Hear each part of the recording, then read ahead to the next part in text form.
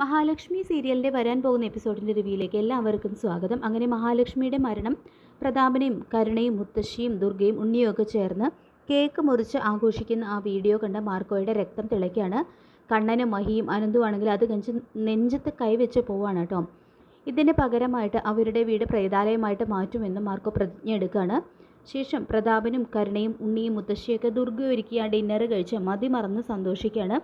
ഒരിക്കൽ കൂടി മഹാലക്ഷ്മി പൂജിച്ച അയ്യപ്പ വിഗ്രഹം എടുത്തു മാറ്റണമെന്നും അതിനി ഇവിടെ ഇരുന്ന് കഴിഞ്ഞാൽ വീടിന് തന്നെ ദോഷമാണെന്നും മുത്തശ്ശി ദുർഗയെ ഓർമ്മിപ്പിക്കുന്നുണ്ട്.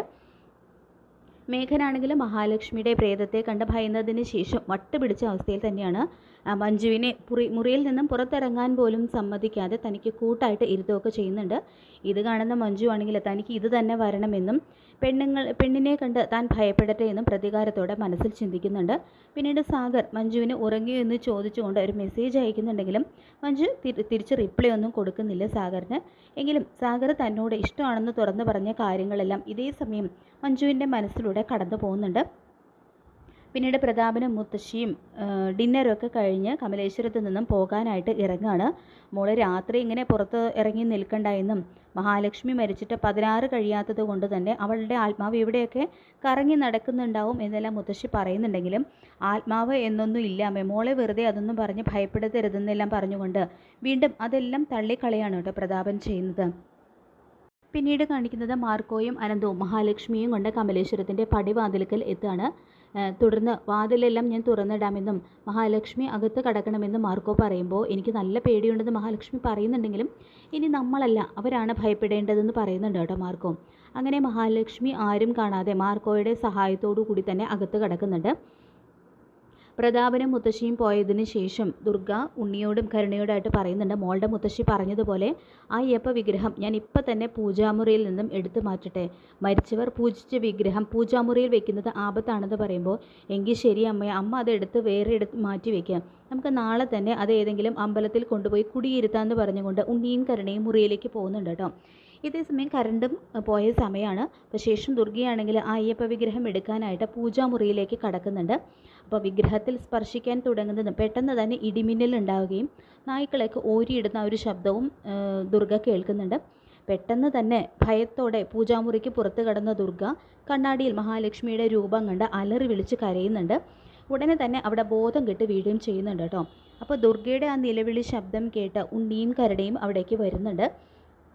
അപ്പോൾ ദുർഗ അവിടെ ബോധം കെട്ട് കിടക്കുന്നത് കണ്ട് രണ്ടുപേരും ചേർന്ന് ദുർഗയെ ഉണർത്താനൊക്കെ ശ്രമിക്കുന്നുണ്ടെങ്കിലും ദുർഗയ്ക്ക് ബോധം തെളിയുന്നില്ല കേട്ടോ. അങ്ങനെ ഉണ്ണി ചെന്ന് വെള്ളമൊക്കെ എടുത്തുകൊണ്ട് വന്ന് ദുർഗയുടെ മുഖത്ത് തളിക്കുമ്പോൾ ദുർഗയ്ക്ക് ബോധം വരുന്നുണ്ട്. അപ്പോൾ അമ്മ എന്തിനാ നിലവിളിച്ചെന്ന് ചോദിക്കുമ്പോൾ ഞാൻ അവളെ കണ്ടുകൂടാ, അവളിപ്പോൾ എൻ്റെ തൊട്ടടുത്ത് തന്നെ ഉണ്ടായിരുന്നു, പൂജാമുറിയിൽ കയറി അവളുടെ അയ്യപ്പ വിഗ്രഹം എടുത്ത് മാറ്റാനായിട്ട് ഞാൻ ചെന്നതാണ്. പെട്ടെന്ന് തന്നെ ഇടിമിന്നലുണ്ടാവുകയും നായ്ക്കൾ ഓരിയിടുന്ന ശബ്ദവും കേട്ടു. അങ്ങനെ ഞാൻ പുറത്ത് കടന്നു. അപ്പോൾ ഇതാ എന്നെ തുറിച്ച് നോക്കിക്കൊണ്ട് ആ കണ്ണാടിയിൽ ഞാൻ അവളെ കണ്ടു എന്നുള്ള കാര്യങ്ങളെല്ലാം ദുർഗ ഉണ്ണിയോടും കരുണയോടും പറയുന്നുണ്ട് കേട്ടോ. അങ്ങനെ ദുർഗ പറഞ്ഞ കാര്യങ്ങൾ കേട്ട് ശരിക്കും ഷോക്കായി പോകുന്നുണ്ട് കേട്ടോ കരുണയും ഉണ്ണിയും. ശേഷം പുറത്തിറങ്ങിയ മഹാലക്ഷ്മിയോടായിട്ട് മാർക്കോ പറയുന്നുണ്ട്, നമ്മുടെ ടാർഗറ്റ് ലിസ്റ്റിലുള്ള 2 പേര് ഇപ്പോൾ കഴിഞ്ഞു, കണ്ണൻ സാറിൻ്റെ രണ്ടാനമ്മയും മേഘനും. ഇനി ബാക്കി 2 പേരുണ്ട്, മഹാലക്ഷ്മിയുടെ രണ്ടാനച്ഛനും അയാളുടെ അമ്മയും. ഇനി അവരാണ് നമ്മുടെ അടുത്ത ലക്ഷ്യം എന്ന് പറഞ്ഞുകൊണ്ട് നേരെ പ്രതാപൻ്റെ വീട്ടിലേക്ക് ചെല്ലുകയാണ് കേട്ടോ.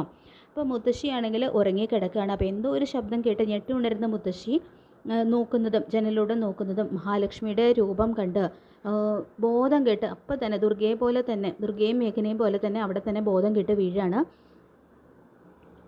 പിന്നീട് മുത്തശ്ശിക്ക് പനി പിടിക്കുന്നുണ്ട് കേട്ടോ. പേടിച്ച് പനി പിടിക്കുന്നുണ്ട്. അപ്പോൾ മുത്തശ്ശി പിറ്റേ ദിവസം കുറേ നേരമായിട്ടും എഴുന്നേൽക്കാത്തതിനെ തുടർന്ന് പ്രതാപൻ വന്ന് നോക്കുന്നുണ്ട് കേട്ടോ. അപ്പോൾ അമ്മയ്ക്കാണെങ്കിൽ നല്ല പനിയാണെന്ന് കാണുമ്പോൾ എന്നിട്ട് അമ്മയെ വിളിച്ചുണർത്തുകയൊക്കെ ചെയ്യുന്നുണ്ട്. അപ്പോൾ അമ്മയ്ക്ക് എന്താ പറ്റിയത് എന്നൊക്കെ ചോദിക്കുമ്പോൾ മുത്തശ്ശി ഇങ്ങനെ പിച്ചും പേയൊക്കെ പറയുന്നുണ്ട് കേട്ടോ. തുടർന്ന് മുത്തശ്ശി പറയുന്നുണ്ട്, ഞാൻ അവളെ നേരിട്ട് കണ്ടു, മഹാലക്ഷ്മിയുടെ പ്രേതം.